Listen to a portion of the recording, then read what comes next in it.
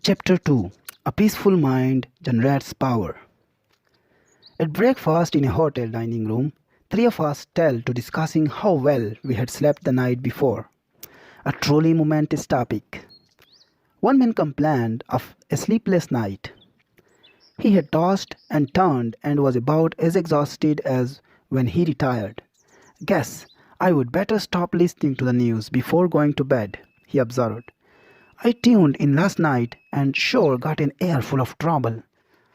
That is quite a phrase. An air full of trouble. Little wonder he had a disturbed night. Maybe the office I drank before retiring and something to do with it, he mused. The other man spoke up. As for me, I had a grand night. I got my news from the evening paper and from an early broadcast and had a chance to digest it before I went to sleep. Of course, he continued, I used my go-to-sleep plan, which never fails to work. I prodded him for his plan, which he explained as follows.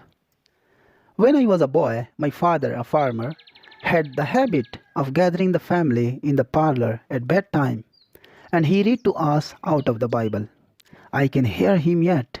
In fact, every time I hear those Bible verses, I always seem to hear them in the tone of my father's voice. After prayers, I would go up to my room and sleep like a top. But when I left home, I got away from the Bible reading and prayer habit. I must admit that for years, practically the only time I ever prayed was when I got into a jam. But some months ago, my wife and I, having a number of difficult problems, decided we would try it again. We found it a very helpful practice.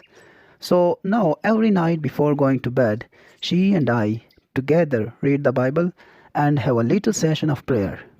I don't know what there is about it, but I have been sleeping better and things have improved all down the line. In fact, I find it so helpful that even out of the road, as I am now, I still read the Bible and pray.